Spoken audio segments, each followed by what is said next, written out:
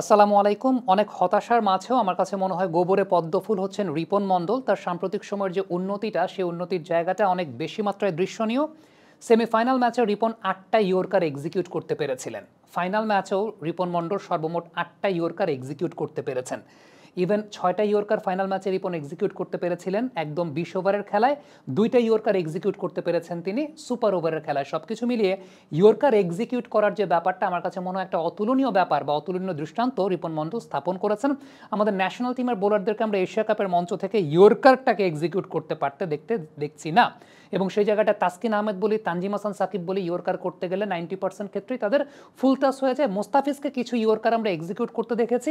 Apart from that national টিমের কোনো pace bowler yorker execute করতে পারছেন না। এখন কিভাবে রিপন মণ্ডল এই ইয়র্কারগুলোকে এক্সিকিউট করতে পারছেন সেই ব্যাপারে কথা বলার জন্য আমি তারেক আজিজ খান, যিনি এখন বাংলাদেশ ক্রিকেট বোর্ডের সম্মানিত পেস বোলিং কোচ, তার সঙ্গে কথা বলেছিলাম যে রিপন মণ্ডলকে আসলে কি কি দীক্ষা তিনি দিয়েছেন। ইভেন এর আগে যখন ধানমন্ডি ক্লাবে রিপন মণ্ডল খেলেছিলেন সেই সময়টাতেও কিন্তু তারেক আজিজ খান পেস বোলিং কোচ ছিলেন। তারেক আজিজ যে বিষয়টা বলেছেন, তিনি একজন লেভেল 3 কমপ্লিট করা কোচ, খুব রিসেন্টলি লেভেল 3 তিনি কমপ্লিট করেছেন আইসিসির। তিনি যে বিষয়টা বলেছেন যে ইয়র্কার ভালো মতো এক্সিকিউট করার জন্য দুইটা বিষয় খুব ইম্পর্টেন্ট। একটা হচ্ছে কক রিস্টটা কক, ওই জায়গাটা একটা মেকানিজমের জায়গা আছে। দ্বিতীয়ত যে বিষয়টা সেটা হচ্ছে ফিটনেসটা অনেক ভালো থাকতে হয়, ফিটনেসের বেস্ট শেপে থাকতে হয় এবং এই ফিটনেসটা খুব ভালো হতে হবে। এই জায়গাটা থেকে চিন্তা করলে যে বিষয়টা তারেক আজিজ খান বলেছেন যে ফিটনেসটা রিপন মণ্ডলের অনেক ইমপ্রুভ করেছে, স্ট্রেংথ বেড়েছে, স্ট্রং হয়েছেন অনেক বেশি, স্ট্রেংথটা বেড়েছে। এই স্ট্রেংথটা আসলে বাড়ে স্ট্রেংথ ট্রেনিংয়ের মাধ্যমে।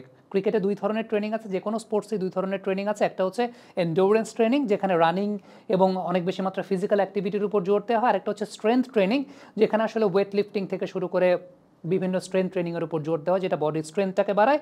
এবং রিপন মণ্ডল আসলে তার স্ট্রেংথ ট্রেনিংটা খুব বেটার ওয়েতে করেছেন। কিছু ওয়েট ক্যারি করার যে এক্সারসাইজ রয়েছে সেগুলোকে খুব ভালো মতো তিনি রুটিনটা মেনটেন করেছেন, ফলো করেছেন এবং তার বডি অনুযায়ী সেই বিষয়গুলো কাজ করে গেছে।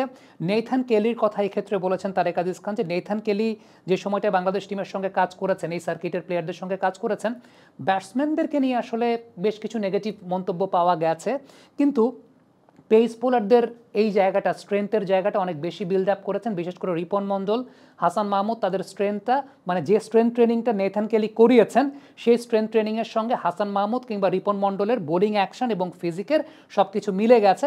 আবার দেখা যায় যে মোস্তাফিজের কাইন্ড অফ বোলার যারা, তাদের জন্য আবার এই ধরনের স্ট্রেংথ ট্রেনিংটা হিতে বিপরীত হয়ে যায়, কারণ মোস্তাফিজ অনেক বেশি মাত্রায় কাটার নির্ভর বোলিং করে থাকেন। সো তার জন্য ব্যাপারটা ডিফারেন্ট। এবং তারেক আজিজ খান যে বিষয়টা মেনশন করেছেন যে একদম ক্রিকেট কোচিংয়ে একটা বিষয় বলা হয়, সেটা হচ্ছে ইন্ডিভিজুয়াল প্লেয়ারের অনুযায়ী তার কোচিং ম্যানুয়ালটাকে ডিজাইন করা।